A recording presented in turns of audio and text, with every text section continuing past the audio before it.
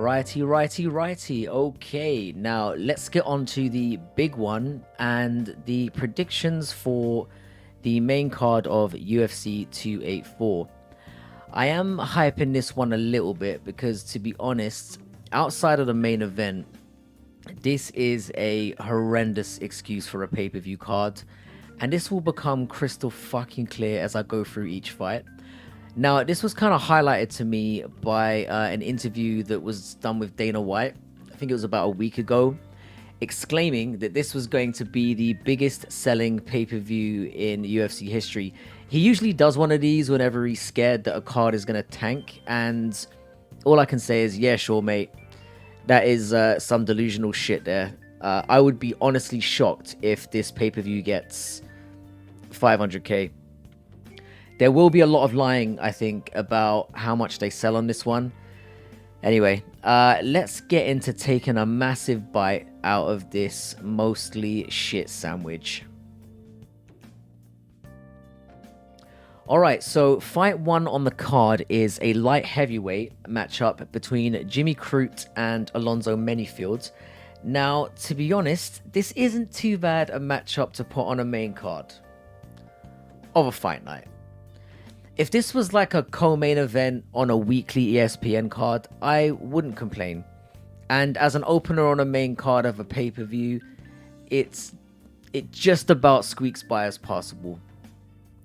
Okay, so let's start with Jimmy Crute.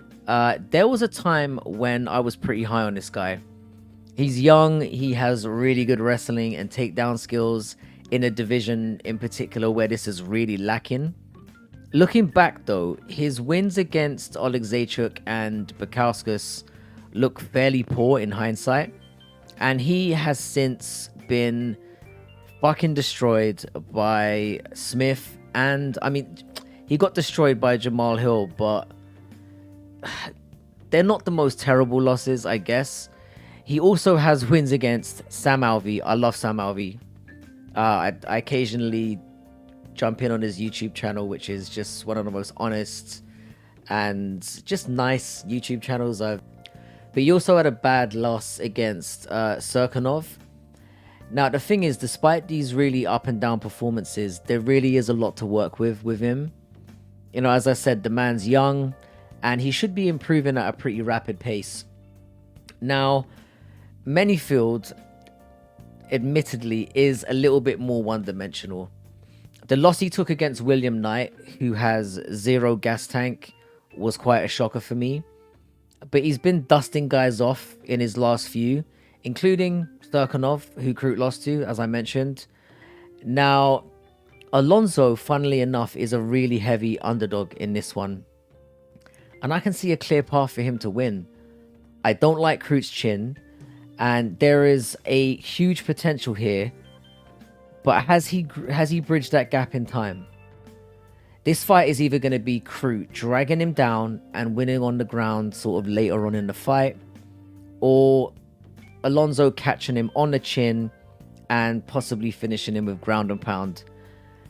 At the odds that I'm seeing here, I have to pick Menifield. I think he stuffs the takedowns and he catches Crute on the chin coming in. If it goes deep into the second, then you have to favor Crute. But I'm going to call Menifield by first round TKO. But not a terrible opener to start the pay-per-view off. Should be a banger. Oh boy. Okay, now you're probably going to start to see what I'm talking about now. And next we have a scrap between two absolute puddings. And this is on the main event of a pay-per-view. A pay-per-view that's going to sell over 2 million buys, apparently. Of course it is. What an embarrassment. Anyway, I guess it's on the card because it should be a sloppy war, which I guess can be kind of fun. Anyway, this is one I've gone back and forth on quite a bit. Not because I care or because this fight is relevant in any way, but just because these guys are kind of equally bad or limited, you know. Now, both these men are fat and unathletic. Let's just address that immediately. I think the difference for me in this one is that Tafa is kind of a less of a sloppy fat, if that makes sense. he seems to carry a lot more explosive power. With Porter, who despite being as fat as he is, being more reliant on volume. I think this one is going to be like, when two kids play like Rock'em Sock'em Robots. And for that reason, I'm taking Tafa to catch him while they both like kind of trade in the pocket. Now, the thing is, Porter has fought better competition, and that could be in his favor. I just think Tafa's less shit, and I think he's going to KO him after a little back and forth, and it's going to happen in the first. This one is categorically not going the distance. I would be fucking stunned. Alright, the next one is Jack Maddalena versus Randy Brown. Now this, again, it's not a bad matchup. Does it belong on the feature fight of a pay-per-view? Well, no, but it's not terrible. Now, I'm going to get this one out of the way immediately. My biggest issue with this one, as a gambler, are the odds. I am picking Maddalena. After his recent performances, how can you not? But the odds here are fucking wild. Jack should be like maybe a 2-1 favorite, a minus 220 at most.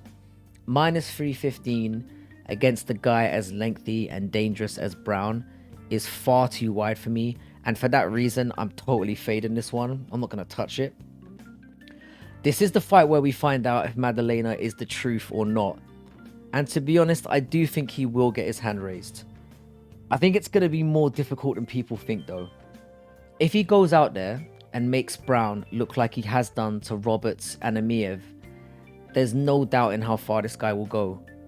The problem with that is that it was Roberts and Amiev. Especially on the side of Roberts. I think Roberts is not great. I think Brown is going to pose a lot more problems. My gut here is telling me that Brown keeps this at range for as long as he can. And that Maddalena basically has the most significant moments in the fight. I'm actually going to say that this goes to unanimous decision. I think it will be 29-28. I don't think it's going to be a starching that the odds are clearly leading us to believe it's about to be. Personally, at these odds, I would advise everyone to stay clear. Could Jack knock his head off? Yes, absolutely. Could it go to a close decision? I think also this is possible. I see no clear value in this one way or another, and I'd leave it alone. Jack Maddalena to win though. Alright, now we move on to the co-main event, which is an interim title fight for featherweight between Yair Rodriguez and Josh Emmett. Now, in my featherweight predictions, I threw a lot of shade at this one, mostly because I think neither man deserves to be in this spot. Like, Yair's USADA dodging was straight up dodgy, and Emmett barely scraped past Ige, and he clearly lost to Keita, in my opinion. Anyway, if you take the title out of the equation in this one, is it a potentially fun fight? Definitely. So I'm just going to look at it under that lens and move the fuck on. Now, Yair is listed as a favorite here. Not a major favorite. You can mostly get him at about 160. That seems to be the average I'm finding. And I think that's pretty fair. He's looked decent recently, and it's really important to remember that he's the only man outside of Volkanovski, and for some reason Edgar, which is baffling to me, to make Holloway look less than superhuman at this weight class. Emmett is more explosive and is obviously at the point of his career where it's basically now or never. Despite taking some decisions I felt he didn't deserve, that's hardly his fault. And for that reason, I do want him to win this fight. The problem for me is that when he comes in swinging, he's a pretty short guy. He seems to duck his head in when he's winging shots. And Yair is exceptionally deceptive and good with knees and like straight kicks up the middle. Now, contrary to what other people believe, I think that Emmett is durable enough to possibly avoid being finished here. And I think he'll show heart and make it to the end. I do think, however, he's going to get dropped a few times. He's going to have to fight back from adversity. And despite what I just said, I'm thinking either the ref stops in. So I'm saying like Emmett will show the heart to survive in there as long as he can. And he will have some decent moments. But there is a possibility that the ref steps in after he takes one or two shots too many. But my gut is saying that it will go to decision, and I think it will be a war. Either way, I'm taking Yair. I will be taking a copper break though when they put that fake belt around his waist. The real champion is coming up next. Alright, so on to the main event to be contested at lightweight for the UFC Championship. Now, I have made a prediction video on this one in my stance on how I think lightweight's going to go. And I got a lot of abuse and ridicule for this one. And I must say, I'm really enjoying it. So naturally, it's time to double down then. Now, of course, everyone I've listened to on this subject is picking Islam, and why wouldn't you? He's huge for this weight class. He's just snatched the belt in dominant fashion. Despite what I had to say about his prior opponents, that win against Oliveira and the way he did it matters, and I really get that. He's been doing Sambo since he was like crawling probably, and frankly, that's very hard to bet against, and I'm not even advising that you do. The thing is though, yeah, fuck that guy.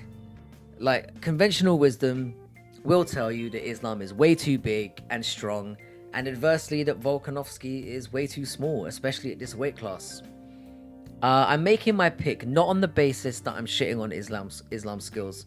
I do think he's a weight bully. I do think he has strange Dagestani muscle retention voodoo.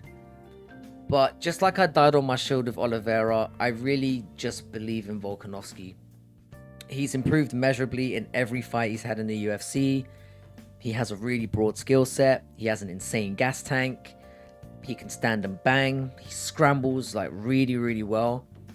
And the thing that stands out to me about Volkanovski is he has a really incredible fight IQ. He knows how to adjust in there. You can say a lot of these things about Islam Makhachev. I just don't think he's had the same level of competition. Outside of Charles Oliveira, I just don't think he's fought the same level. And I've seen what happens to Islam when he gets dragged into and pushed past the third round. So I'm basing this pick on the fight getting into deep waters and Islam getting a bit pissed off. Now, I've seen interviews recently with Islam calling Alexander small and saying he's going to stand and trade with him and go for a KO. I honestly think this is bullshit and that he's posturing here. And if it's true, he's obviously a simp. I think he stands for a few minutes. Then he goes to his bread and butter. If this is a big if Volk can stay alive in the first two, that's where I think things will start to turn. And this is basically what I'm banking on. I am taking Volkanovski to win by a split decision. I very rarely pick split decisions, but I'm going for it in this one. And as I said in a prior video, most of the MMA world are going to be crying robbery at the end of it. So yeah, I've doubled down now. Bring on the abuse. Am I stupid for this take? Time will tell. Am I a troll? Well, yes, I am. At least I've got some big balls. Right, so let's just do a quick overview of what I consider to be like the safer and longer shots here. I think Justin Tafa on the money line is reasonably safe and you can get it on decent odds. I think Tafa and Parker to end in a... So I've written Tafa and Parker to end in a finish here. Yeah, I think that's a pretty likely scenario. I don't see this making it to the end. Yair on the money line. I think whether it be by KO, submission, or going to decision, I think Yair is the one to take on the money line. And despite what I've just said, for most of you, if you're betting, Islam Makhachev on the money line is probably the safer play given the size disparity, the weight disparity when they're actually fighting on the night. That will matter. I still think Volk's going to win. Now, the long shots, I'm going to go Menifield money line. You can get him at almost 2-1, which to me makes no sense. Crute is not... Yeah, I don't think he's at the level of competition. And I think the odds are way too broad. I can see a very clear path for Menifield. Maddalena by decision. Like, the odds are pretty much banked for him to get a knockout because he's been killing guys.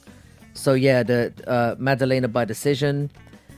Prado by money line is one thing that I think I forgot to include in the last one, so I'm chucking that in there. Volk and Makhachev to go the distance. That could be a tasty one to have a go at. I have a feeling that could be the play to make. And as I said before, Volk on the money line, you can get him at almost 3.5 to 1, which is huge, really. So if he pulls it off, you know, you stand to make some good bank there. All right, so the overall record as it stands is 22-11. I'm hoping I can build on that. It's a 66.66% win ratio so far.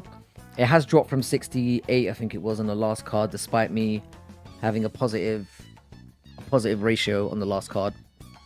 But I'm still pretty satisfied with that. My aim by the end of the year is to keep it comfortably above 60%, so hopefully I can pull that off. I will be back on Sunday morning, first thing, to do a 2-part video reacting to this, because it is quite a long card. It will definitely need to be in 2 parts, and I think I quite like the way this is separated at the moment. Also, that welterweight video is coming. I'm having a little look at things. I'm kind of annoyed in a way that I haven't released it already, because I did predict that Hamzat was not going to be in the division anymore, and that looks like it's about to happen. So I wish I had got it out a little bit sooner, but I'm going to keep it essentially the same. If anything major comes up in the meantime, you'll hear from me before then. So it might be worth turning the notifications on. I keep forgetting to ask that. Anyway, have a great one and see you on the weekend.